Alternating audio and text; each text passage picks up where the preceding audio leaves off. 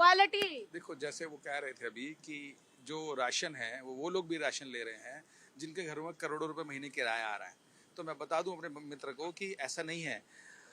अगर सरकार के पास अब पहले बायोमेट्रिक से पहले बिहार का आदमी यूपी में राशन नहीं ले सकता था और यूपी का आदमी बिहार में राशन नहीं ले सकता था। आज हिंदुस्तान के किसी भी कोने में कहीं भी जाकर आप राशन ले सकते हैं क्योंकि बायोमेट्रिक लग गया है।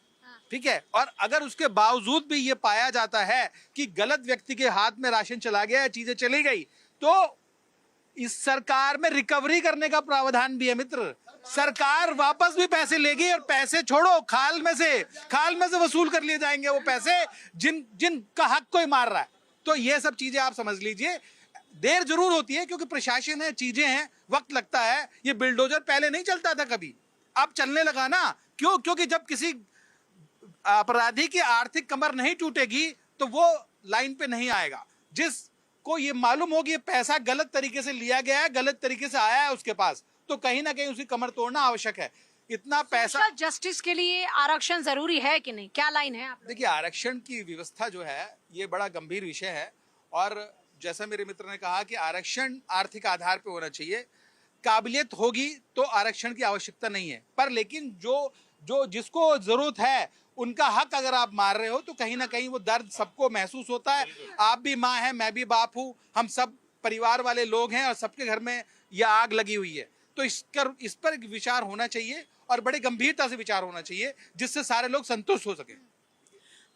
भी जैसे मैंने कहा, इन्होंने कहा कि बहुत गंभीरता से विचार होना चाहिए क्योंकि हम आरक्षण दे रहे हैं तो ये भी देखना होगा कि कहीं ये डिस्क्रिमिनेशन हम किसी दूसरे के साथ तो सोशल जस्टिस कर रहे हैं। सोशल जस्टिस, वही तो मैं कह रही हूँ, सोशल जस्टिस पे हम समाज में फिर ये खुद भी तो पहल कर लेनी चाहिए थी ना। पहल इसके लिए कानून बनाना पड़ा, संविधान बनाना पड़ा। आज आप मानती हैं कि जातिगत भेदभाव खत्म हो चुका है समाज में?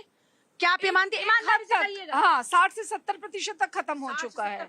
नहीं, पूजा जी बिल्कुल एग्री करते हैं जी? बिल्कुल। देखिए, अर्बन जगहों पे तो ऑलमोस्ट तो कहीं ना कहीं धीरे धीरे ये खत्म हो रहा है। गाँव में जाइए, ये धीरे-धीरे किसी के ऊपर, किसी भी पिछड़े वर्ग के ऊपर आज भी अलग कप रखे होते हैं, नहीं कर सकते हैं। आज भी अलग कप रखे होते हैं और उनकी चारपाई कम, मानता हूँ आप आज भी चारपाई पर नहीं बहुत कम। मेरे गांव में सबसे ज्यादा है यादव और जो SC/ST OBC हैं और हम बराबरी में बैठते हैं, बराबरी में चाय पीते हैं। जो हमारे बटाईदार वगैरह हैं, बकायदा हमारा उनके साथ खाना पीना चलता है। आपने ये प्रयास किया? मैं आपसे पूछता हूँ, आप मानती है कि बहुत पहले से कम हुआ है? नहीं, मैं ये मानती हूँ कि अर्बन एरियाज की बात नहीं हुआ, नहीं छोटी जगहों में भी, मैं छोटी जगह से बिलोंग करता हूँ, वहाँ भी ये धीरे धीरे सब जगह खत्म हो रहा है। देखिए, ये नहीं हम कर सकते। सवर्णों के बच्चे चाहे पिछड़ों के बच्चे, सब है बच्चे इस देश के ही। तो अगर एक को उठाने के लिए आप दूसरे के साथ अन्याय कर रहे हैं तो वो गलत है। इस पर रिफॉर्म की जरूरत है और मेरी मांग सिर्फ इसी के लिए है कि भैया सब हमारे ही बच्चे हैं, हमारे 4 बच्चे हैं, तो अब एक को कुछ देने के लिए बाकी 3 को रुलाएंगे, ये सही नहीं है। उसको बराबरी करने के लिए अब यहाँ रिफॉर्म हो चुका, इस रिफॉर्म को कंटिन्यू रखते हुए देश के भविष्य के लिए, देश को बढ़ाने के लिए हमारे देश के टैलेंट को मौका मिलना जरूरी है। जो सही मौका मिले, सही बच्चा सही जगह पे पहुंचे। अगर हमें जो बच्चे कमजोर है उनको आगे लाना है। से बात करी थी, उन्होंने ये कहा कि इसमें एक सुझाव है। आप जो हमारे दर्शक आज ये कार्यक्रम देख रहे हैं वो भी बताइएगा कि कुछ लोगों ने सुझाव दिया कि आप जो मौका रिजर्वेशन में देते हैं, आप उन लोगों को एजुकेशन के लिए पैसा दीजिए, आप समाज में बराबरी के लिए उनको मौका दीजिए और फिर टैलेंट के आधार पर उनका चुनाव होना चाहिए। आप में से कितने लोग इस पर सहमत हैं? और राजनेता जो देख रहे हैं वो भी इस पर जरा अपनी राय जरूर देखिए, इसमें होना यही चाहिए। हर स्टेज पे आरक्षण मिल जाता है, पढ़ाई में भी मिल जाता है, नौकरी में मिल जाता है, प्रमोशन में मिल जाता है। एक ही बच्चा हर एक स्टेज पे उसका फायदा उठा रहा होता है, तो इसको लिमिट कीजिए। पढ़ाई में लेना है तो नौकरी में मत लो, नौकरी में लेना है तो प्रमोशन में मत लो। बिल्कुल।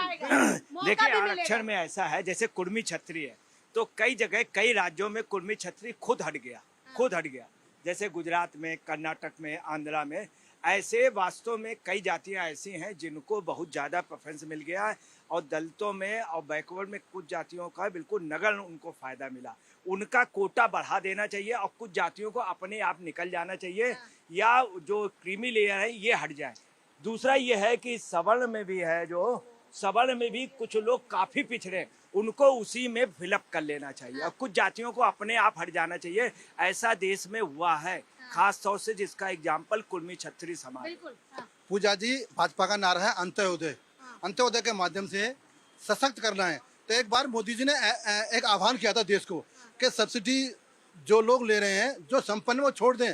तो क्या आपके चैनल के माध्यम से मैं कहना चाहता हूँ, जो जज हैं, जो आईपीएस हैं, जो बड़े अधिकारी हैं, जो एसटी हैं, जिनके पास बहुत धन है, वो छोड़ दें आरक्षण। और जो उनके भाई गरीब हैं, परिवार के, चचताऊ के या रिश्तेदारों में जो उनके समाज के लोग हैं, उनको अपने कंधे से कंधा मिलाकर आरक्षण उनको दे दें। आपके चैनल के माध्यम से जो धनवान व्यक्ति हैं, जो आईपीएस अधिकारी, जो फर्स्ट लेयर किए में, वो आरक्षण छोड़ दे और अपने ही देश के, अपने ही समाज के भाइयों को वो आरक्षण दे। ऐसा निवेदन है मेरा। जाति से उठ के काम कर रही है पूजा जी। और मेरा मानना ये है कि जब जनता के हित में काम होता है ना, तो आवाज आती है, एक आम आदमी के मन से आवाज आती है कि वाकई में कुछ काम हो रहा है। तो बदलाव है, पूरे उत्तर प्रदेश में बदलाव है। आप देखिए उत्तर प्रदेश जहाँ पीछे था, बिहार की तरह लोग गिनने लगे थे उत्तर प्रदेश को, आज तीसरे नंबर पर उत्तर प्रदेश आ गया। तो हमें और आपको खुश होना चाहिए इसके लिए। हाँ, व्यवस्था बदलनी चाहिए, पर कैसे बदलनी चाहिए उसका वो एक विषय है, उसमें काम करना चाहिए। चलिए, आप सभी का बहुत शुक्रिया। देखिए, आप इस मुद्दे की गंभीरता को समझ सकते हैं कि तेज बारिश हो रही है, लेकिन उसके बावजूद भारत 24 अपनी जनता की आवाज को बुलंद करने के लिए, उनके मुद्दों पर बात करने के लिए लगातार प्रयासरत है। आज के लिए जनता की आवाज में इतना ही। आप देखते रहे भारत 24। नमस्कार।